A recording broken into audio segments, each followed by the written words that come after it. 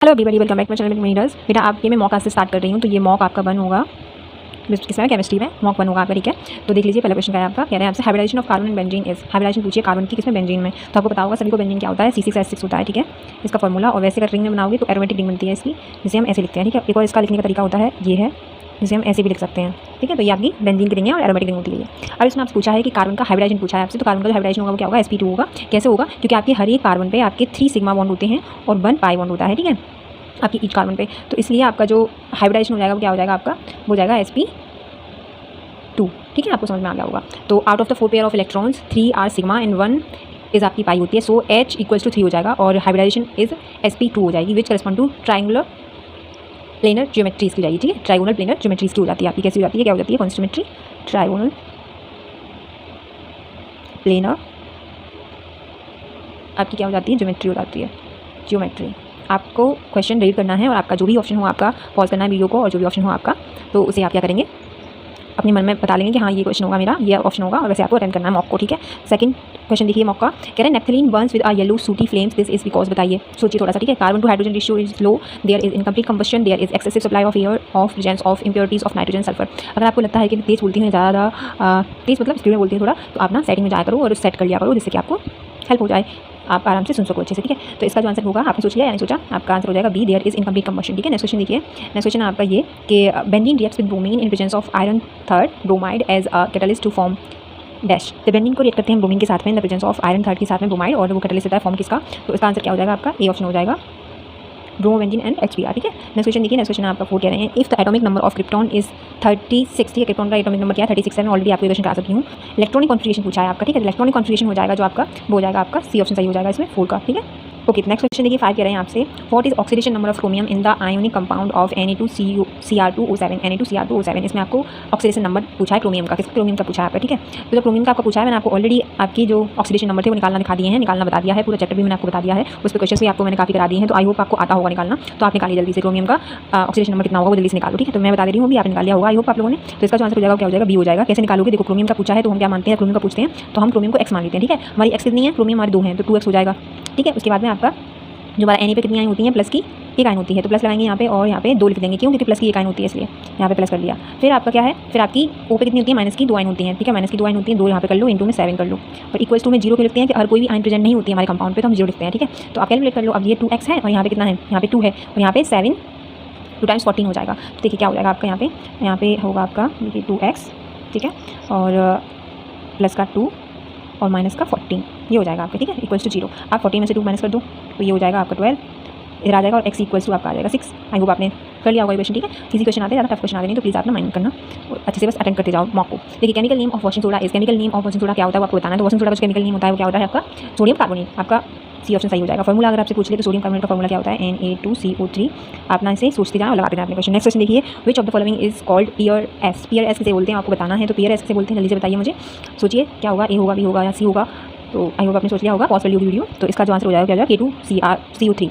ठीक है, ये आपका पियर्स एस होता है। नेक्स्ट क्वेश्चन देखिए। नेक्स्ट क्वेश्चन है आपका 8 कह रहे हैं आपसे, विच acid is present in salt milk. इनमें से सॉल्ट मिल्क में कौन सा एसिड प्रेजेंट होता है वो आपको बताना है। तो आपने लगा लिया होगा इसका आंसर। इसका आंसर हो जाएगा आपका लैक्टिक एसिड सॉल्ट मिल्क में। ठीक है, मतलब सॉल्ट मिल्क का मतलब खट्टा दूध बोल रहे हैं। खट्टा दूध क्या होता है, दही का फॉर्म होता है खट्टा दूध। ठीक है, तो ये हो जाएगा आपकी। कुछ देख लीजिए नेचुरल रिसोर्सेज और एसिड। तो नेचुरल रिसोर्स विनेगर जो होता है हमारा, उसमें क्या पाया जाता है, एसिड। विनेगर में आपकी, विनेगर में क्या पाया जाता है, विनेगर में कौन सा से पाया जाता है, एसिडिक एसिड, एसिडिक एसिड। ठीक है, फिर आपका आता है ऑरेंज। ऑरेंज में आपको क्या पाया जाता है, तो ऑरेंज में आपको पता है सिट्रिक एसिड पाया जाता है, सिट्रिक एसिड। ठीक है, फिर आपका टार्टरिक आता है, सॉरी हाँ टार्टरिक आता है, टार्टरिक एसिड। जो टार्टरिक एसिड आपको पाया जाता है वो टैमरिन में पाया जाता है। ठीक है, मतलब इमली में टार्टरिक एसिड पाया जाता है आपका, टार्टरिक एसिड।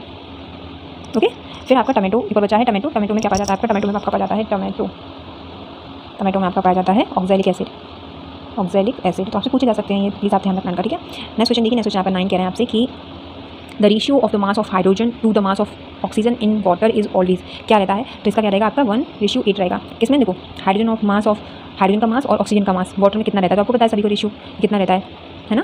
देखिए तो आपने लगा लिया होगा, क्वेश्चन नहीं लगा पाया कोई दिक्कत नहीं, मैं आपको बता देती हूँ। देखो एटॉमिक मास ऑफ हाइड्रोजन कितना होता है आपको पता है, एटॉमिक जो मास होता है हाइड्रोजन का होता है 1, ठीक है। तो एटॉमिक मास ऑफ ऑक्सीजन कितना होता है, तो एटॉमिक मास ऑफ ऑक्सीजन कितना होता है आपका, ऑक्सीजन यहाँ पे दे रही हूँ वो कितना होता है आपका 16 होता है, ठीक है, याद रखना है आपको। अब कह रहे हैं 1 मोल ऑफ हाइड्रोजन में कितने ग्राम आपकी वो होंगे, तो 1 मोल ऑफ हाइड्रोजन में 1 ग्राम आपका वो होगा और 1 मोल ऑफ ऑक्सीजन में 16 ग्राम आपकी वो मोल्स होंगे, ठीक है। तो यहाँ पे मैं दे रही हूँ आपके लिए कि अगर 1 मोल आपका क्या होगा हाइड्रोजन होगा तो आपकी 1 ग्राम आपका क्या होगा वेट हो जाएगा उसका, और 1 मोल आपका ऑक्सीजन अगर होगा तो हमारा 16 ग्राम आपका क्या हो जाएगा वेट हो जाएगा उसका, ठीक है।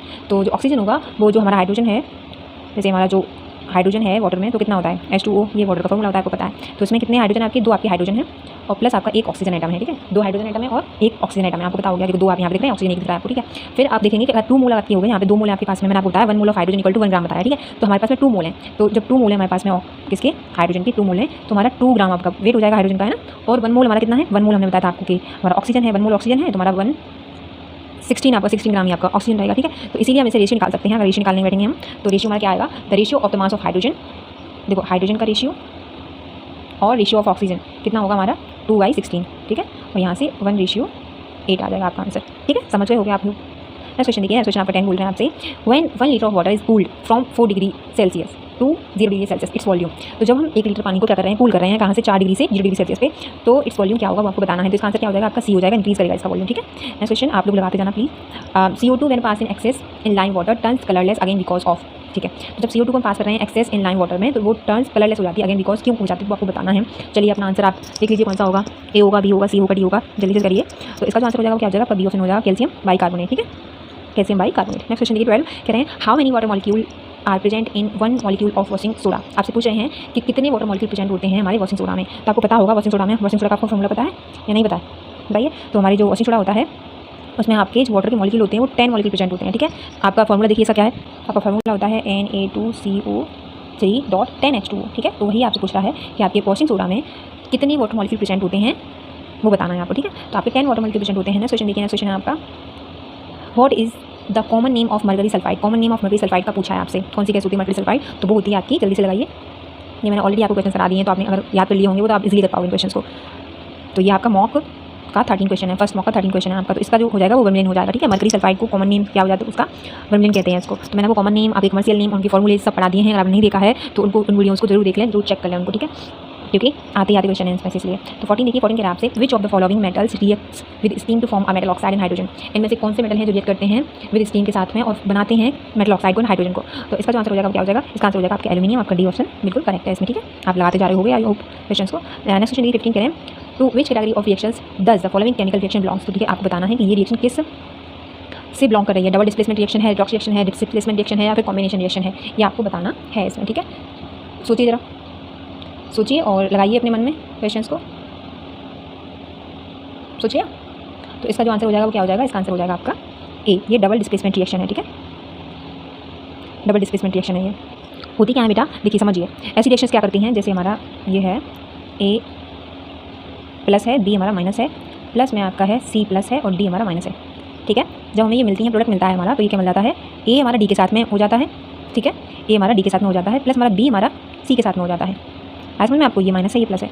तो इसमें क्या हो रहा है आपका दिख रहा होगा, आप एक्सचेंज हो रहा है, डबल डिस्प्लेसमेंट रिएक्शन हो रही है, मतलब ए डी के साथ में जा रहा है और बी हमारा सी के साथ में जा रहा है, ठीक है। तो इनको क्या बोल देते हैं हम, डबल डिस्प्लेसमेंट रिएक्शन बोल देते हैं। होता क्या है, it is a chemical reaction in which 2 compounds react and exchange there ions from new product, ठीक है। तो ये करते हैं केमिकल रिएक्शन है और ये क्या करते हैं, 2 कंपाउंड्स होते हैं उनमें और ये करते हैं एक्सचेंज करते हैं अपनी आइंस को न्यू प्रोडक्ट बनाने के लिए, ठीक है। फिर this reaction often result in the formation of an insoluble compound called precipitate. तो इसको क्या बोलते हैं, ये रिएक्शन क्या बनाती है आपकी, फॉर्मेशन करती है किसका, इनसॉल्युबल कंपाउंड्स का, जिनको हम प्रेसिपिटेट बोलते हैं, ठीक है। नेक्स्ट देखिए, आपने देख लिया होगा, तो इसमें देखो केमिकल रिएक्शन आपकी क्या हो जाएगी, तो केमिकल रिएक्शन आपकी हो जाएगी ये जो आपकी आ रही है ऊपर, ये आपकी केमिकल रिएक्शन हो जाएगी। इसमें भी आप देख रहे होगे, ए है जो हमारा वो हमारा डी के साथ में चला गया है, NaNO3 बन गया, ठीक है। और जो बी है हमारा, बी वो हमारा किसके साथ में चला गया है, हमारा सी के साथ में चला गया है, तो बी हमारा सी के साथ में चला गया, ठीक है। यहाँ पे मैं Cl लिखना भूल गई हूँ, सी है सिर्फ एल भी होगा यहाँ पे, ठीक है, Cl होगा पूरा। तो ये पूरी रिएक्शन आपकी डबल डिस्प्लेसमेंट रिएक्शन है, ठीक है। बाकी आपकी कुछ कॉम्बिनेशन रिएक्शन होती है। तो कॉम्बिनेशन रिएक्शन कैसी होती है बेटा, मैं आपको बताती हूँ, देखिए आपकी कॉम्बिनेशन रिएक्शन होती हैं, कॉम्बिनेशन रिएक्शन, ठीक है। कॉम्बिनेशन रिएक्शन कैसी होती है आपकी, इनमें होता क्या है आपका कि ये ए और बी से ए प्लस बी बना लेते हैं, उनको हम कॉम्बिनेशन रिएक्शन बोलते हैं, ठीक है। फिर आपकी डिस्प्लेसमेंट रिएक्शन होती है। डिस्प्लेसमेंट रिएक्शन में क्या हो जाएगा आपका, इसमें क्या होगा, देखिए ये कॉम्बिनेशन रिएक्शन मैंने आपको बता दी। फिर डिस्प्लेसमेंट, ये हो गई हमारी डिस्प्लेसमेंट रिएक्शन। देखिए एक मिनट, डिस्प्लेसमेंट रिएक्शन क्या होती है आपकी, डिस्प्लेसमेंट रिएक्शन वो होती है इसमें ए और बी होता है हमारा, एक मिनट, ए प्लस बी सी और कंपाउंड क्या बना देता है, ए सी के साथ में चला जाता है और बी हमारी अकेली रह जाती है। ये आपकी डिस्प्लेसमेंट रिएक्शन होती हैं। कह रहा है आपसे one element takes place with another element in the compound, ठीक है। Such reactions are represented by equation of the following, मैंने इक्वेशन बता दी है, तो इनको क्या बोल देते हैं, आपकी डिस्प्लेसमेंट रिएक्शन बोल देते हैं, ठीक है। और आगे आप देखोगे डिकम्पोजिशन रिएक्शन, आपकी डिकम्पोजिशन रिएक्शन होती हैं। डिकम्पोजिशन का मतलब जानते हो, डिकम्पोज होना, ठीक है। डिकम्पोजिशन रिएक्शन कैसी होती है आपकी, वो देख लीजिए। डिकम्पोजिशन रिएक्शन वो होती हैं आपकी जो ए और बी से हमें ए प्लस बी मिल जाता है, इसको हम डिकम्पोजिशन रिएक्शन बोलते हैं। आई होप आप लोगों को समझ में आ गया होगा। और एक और है आपका, इसमें एग्जांपल दे रखा है रेडॉक्स रिएक्शन का। तो रिएक्शन आपको सभी को पता होगा, इसमें क्या होता है, रेड ऑक्स मतलब रिएक्शन भी हो रहा है और ऑक्सीडेशन भी हो रहा है। तो जिसमें रिएक्शन होता है उसमें हाइड्रोजन का एडिशन होता है, इसमें ऑक्सीजन होता है, उसमें ऑक्सीडेशन होता है, उसमें क्या है, ऑक्सीजन का एडिशन हो रहा है, हाइड्रोजन का रिएक्शन हो रहा होता है, ठीक है। तो आपको समझ में आ गया होगा ये सारी रिएक्शंस। नेक्स्ट क्वेश्चन देखिए, नेक्स्ट क्वेश्चन आपका 16 बोल रहे हैं, which chemical formula are both an empirical formula and a molecular formula. इनमें से कौन सा फार्मूला है जिसका एम्पिरिकल फार्मूला भी है और मॉलिक्यूलर फार्मूला भी है, वो आपको बताना है। तो सोचिए जरा, आई होप आपने सोच लिया होगा। इसका आंसर हो जाएगा आपका ए, मीथेन। आपका मीथेन, उसका मीथेन नेम होता है और इसका फार्मूला CH4 होता है। तो ये कैसे आपके केमिकल फार्मूलाज हैं जिनका इंटीग्रल फार्मूला भी होता है और मॉलिक्यूलर फार्मूला भी, ठीक है, सेम होता है। नेक्स्ट क्वेश्चन देखिए, 17 कह रहे हैं, which element is present in all organic compound. In all organic compound में कौन सा एलिमेंट आपको प्रेजेंट होगा, वो आपसे पूछ रहे हैं। तो आपको पता है ऑर्गेनिक कंपाउंड में हमारा कार्बन तो प्रेजेंट हमेशा ही रहता है, तो आपका ऑप्शन हो जाएगा सी। नेक्स्ट क्वेश्चन देखिए, 18 कह रहे हैं, which product are obtain with CH4 once completely in an excess of oxygen, ठीक है। कौन सा प्रोडक्ट हमें ऑब्टेन होता है जो हम CH4 को वन करते हैं कम्प्लीटली और एक्सेस ऑक्सीजन में, तो कौन सा प्रोडक्ट प्रेजेंट होगा आपको बताइए। सोच लिया होगा आपने, रिएक्शन कर ली होगी आपने, तो इसका ऑप्शन हो जाएगा, क्या हो जाएगा आपका ऑप्शन, इसमें ऑप्शन हो जाएगा आपका सी ऑप्शन आपका सही हो जाएगा। रिएक्शन क्या होगी आपकी, in presence of excessive oxygen methane once to form carbon dioxide, देखिए CH4 प्लस एक्सेसिव ऑक्सीजन आपकी हो जाएगी 2O2 है, ठीक है। हमें मिलेगा क्या, CO2 प्लस 5H2। बैलेंस कर लो इसको, बैलेंस हो रहा होगा बैलेंस। देखिए 4 आपकी हाइड्रोजन, 4 हाइड्रोजन इधर भी हैं। ऑक्सीजन कितने हैं, 3 ऑक्सीजन आपके पास में, नहीं 4 ऑक्सीजन है, 2 ऑक्सीजन इधर है, 2 ऑक्सीजन 4 ऑक्सीजन सही है, एक कार्बन है, सही है, आपकी बैलेंस भी हो रही है। तो आपको कार्बन डाइऑक्साइड और वाटर आपको मिलता है जो मीथेन को वन करते हैं एक्सेसिव ऑक्सीजन के प्रेजेंस में, ठीक है। नेक्स्ट क्वेश्चन देखिए 20 क्या है आपसे, which hydrocarbon is member of the alkene series का, एल्कीन सीरीज का, ठीक है। तो एल्कीन क्या होती है आपकी, एल्कीन आपकी डबल बॉन्ड होते हैं जिन्हें हम एल्कीन बोलते हैं, ठीक है। तो इसका ऑप्शन क्या हो जाएगा, इसका ऑप्शन हो जाएगा आपका बी, C3H6 आपका एल्कीन कहलाता है। एल्काइन क्या होते हैं, इसमें ट्रिपल बॉन्ड प्रेजेंट होते हैं, उनको एल्काइन बोलते हैं, एल्काइन, ठीक है। ये ऑर्गेनिक के हैं, ये एल्कीन होते हैं और सिंगल बॉन्ड वाले एल्केन होते हैं, ठीक है। तो आपका बी ऑप्शन सही हो जाएगा। नेक्स्ट क्वेश्चन देखिए, विच फार्मूला रिप्रेजेंट ब्यूटेन। ब्यूटेन को कौन सा फार्मूला रिप्रेजेंट कर रहा है आपको बताना है। तो ब्यूटेन का सबसे पहले आपको ब्यूटेन मतलब एन की बात कर रहा है, तो सिंगल बॉन्ड होंगे सभी में, और ब्यूट का मतलब होता है 4 आपके क्या होंगे, कार्बन होंगे उसमें। तो 4 कार्बन देख लो कहाँ हो रहा है आपके, तो 4 कार्बन हो रहे हैं हमारे 1 2 3 4, यही आपका ऑप्शन सही है, सी ऑप्शन आपका सही हो जाएगा, ठीक है। तो आपका सी ऑप्शन बिल्कुल करेक्ट है, आपने लगा लिया होगा आराम से, क्योंकि बहुत ईजी क्वेश्चन था, टफ क्वेश्चन नहीं था। तो आपका ब्यूटेन का क्या हो जाएगा, C4 और H कितनी है, 3 2 5 हो गई, 5 और 2 7, 7 और 3 कितने हुए, सब 3 कितने होते हैं 10, H10, ये आपका हो गया ब्यूटेन का फार्मूला, ठीक है। देखो 1 2 3 4 सही है, 4 कार्बन आपके, और 3 और 2 5 हो गए, 5 और 2 7, 7 और 3 10 सही है।